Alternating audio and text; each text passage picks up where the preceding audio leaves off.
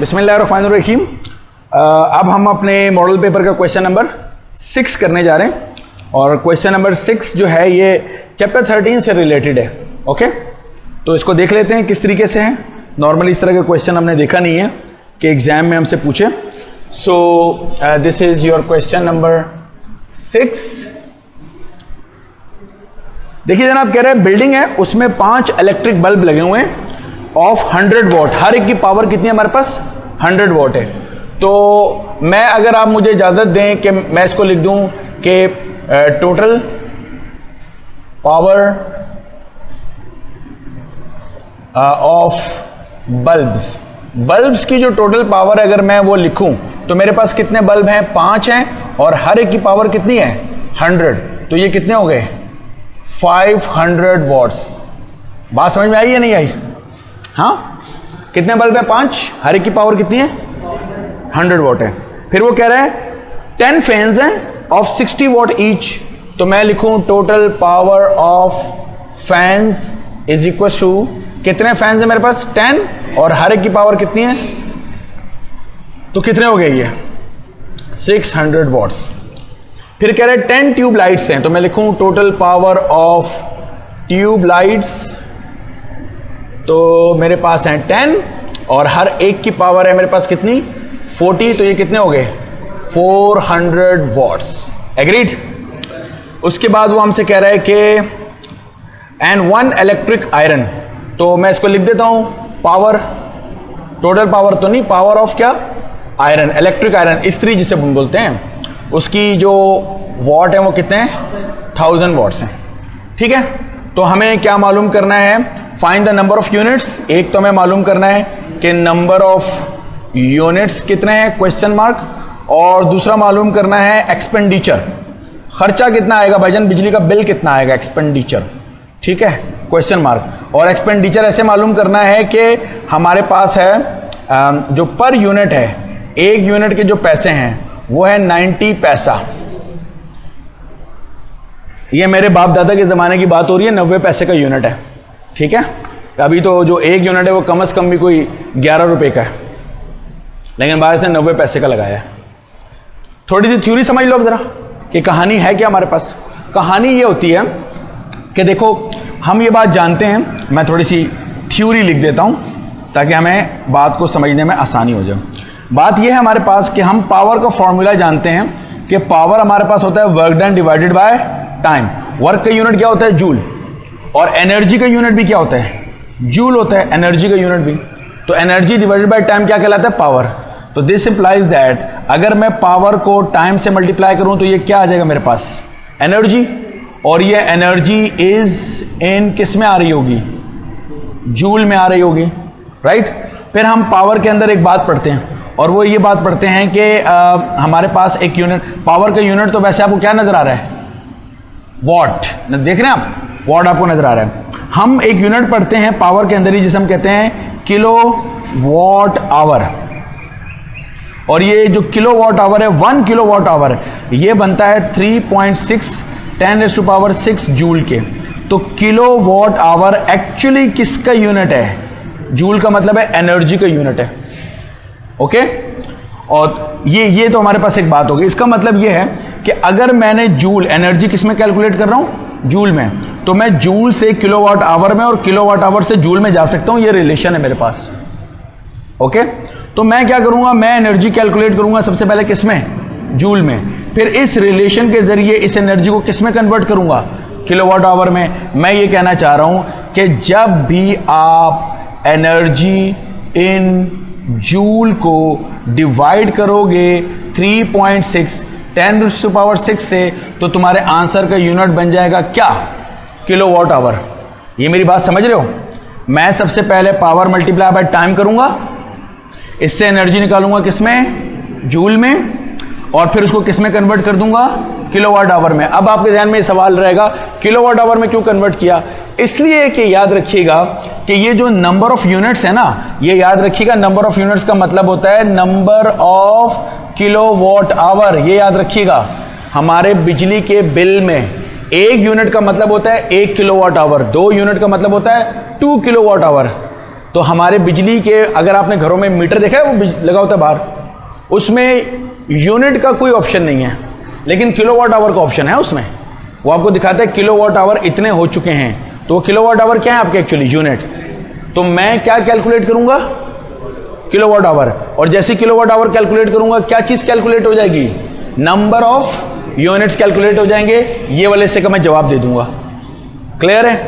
अच्छा, अब इसमें एक चीज और है, और वो ये कि मेरे पास पावर मल्टीप्लाई बाय टाइम है, तो टाइम शायद इसमें दिया है और मैंने पढ़ा नहीं है।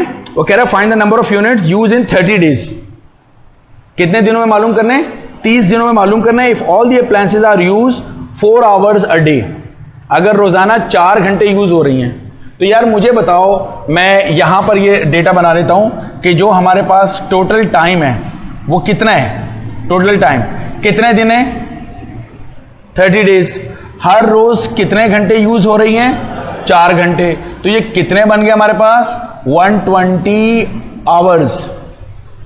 एक दिन में 4 घंटे इस्तेमाल हो रहे हैं, और टोटल दिन कितने हैं, तो कितने घंटे तक हमारी चीजें चल रही हैं, 120 आवर्स तक। और आपको पता है टाइम मुझे आवर्स में नहीं चाहिए, टाइम मुझे सेकंड्स में चाहिए होता है।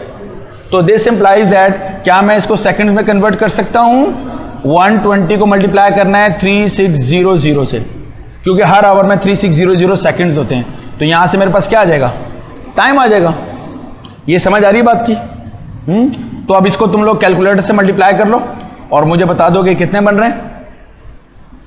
120 मल्टीप्लाई बाय 3600, 3 0 है ना, ओके, सेकंड्स।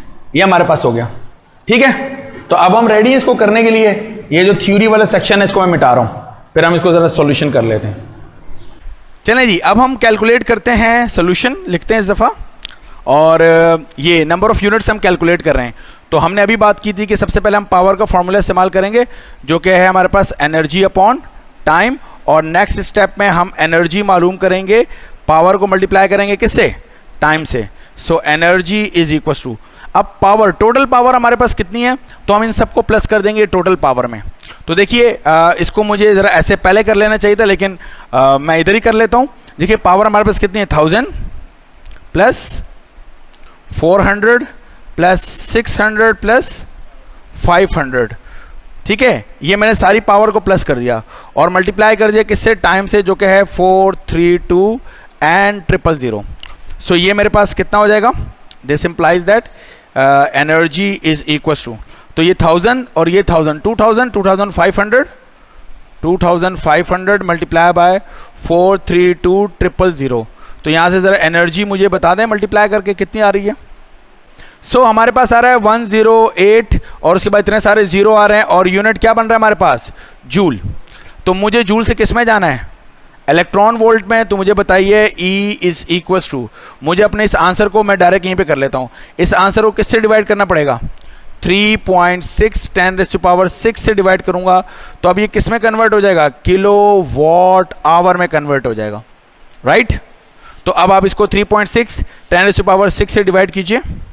तो जैसे हमने इसको इससे डिवाइड किया, इसके बाद मैं इस जगह पे ये काम कर लेता हूं, तो मेरे पास एनर्जी आ रही है 300 किलोवाट आवर। तो मुझे बताओ ये 300 किलोवाट आवर क्या है, ये क्या है, यस। तो मेरे पास नंबर ऑफ यूनिट्स कितने आ गए, 300। ये मेरा आंसर आ गया। मेरा ख्याल है बात समझ में आ रही है। सो एनर्जी कैलकुलेट करें जो कि जूल में आएगी, उस एनर्जी को 3.6 10⁻⁶ से डिवाइड करें तो किलोवाट आवर आ जाएगा। किलोवाट आवर को हम नंबर ऑफ यूनिट्स कहते हैं, तो नंबर ऑफ यूनिट्स आ गए, ओके। अब एक यूनिट आपके पास 90 पैसे का है और आपने कितने यूनिट खर्च कर लिए हैं, ये अल्लाह का शुक्र अदा करें कि KE की तरह स्लैब सिस्टम नहीं है इसमें, कि पहले 100 यूनिट कितने पैसे होंगे, दूसरे 100 यूनिट कितने होंगे, और टैक्सेस ये होंगे, तो बड़ा कॉम्प्लिकेटेड किस्म का बिल बन जाएगा, ओके। सो ये बड़ा शरीफ किस्म का न्यूमेरिकल है हमारा, जिसमें वो कह रहा है कि भाई जितने भी यूनिट्स हैं सबके मैं पैसे आपसे कितने लूंगा एक यूनिट के। तो मुझे बताओ अब एक्सपेंडिचर, आपका बिजली का बिल कितना आने वाला है, 300 यूनिट है, हर यूनिट के कितने पैसे हैं, 90 पैसा। तो रुपए तो नहीं है ना, पैसा है ना, तो 0.9, क्या ख्याल है, 0.9 रुपीज, 0.9 रुपीज को हम कहते हैं 90 पैसा, क्योंकि 100 पैसे कितने बनते हैं, 1 रुपया। तो 90 पैसे कितने बनेंगे? 0.9 रुपीज। ओके, तो आपने 90 पैसा, या तो आप ऐसे भी कर सकते हैं कि आप इसको डायरेक्ट 90 से मल्टीप्लाई कर दें, तो ये जो तुम्हारे पास आएगा ये क्या आ जाएगा? पैसा आ जाएगा। उस पैसों को फिर किस में कन्वर्ट कर लो? रुपीस में। या फिर डायरेक्टली इसको किससे मल्टीप्लाई कर दो? 0.9 से। तो 0.9 क्या होते हैं? रुपीस। तो जरा मल्टीप्लाई करो, कितना बन रहा है? 270। ओके, 270 रुपए, ये आपका आ गया आंसर। दूसरा तरीका जो मैं बता रहा था उसको मैं जरा यहां डब्बे में बता देता हूं आपको।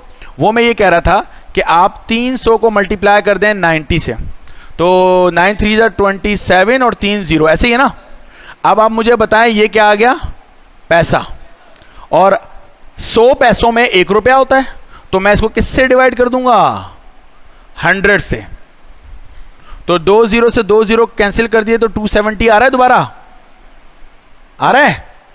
तो ऐसे कर लीजिए। सो जनाब अली, इस न्यूमेरिकल का आंसर है 270 रुपए आपका बिजली का बिल आया, जो कि दर हकीकत आपका आ रहा होगा आज के दौर में कितना आ रहा होगा? कोई आपका 8,000 7,000 रुपए बिल आ रहा होगा। लेकिन बहरहाल ये दादाबू के ज़माने में कितना आया करता था?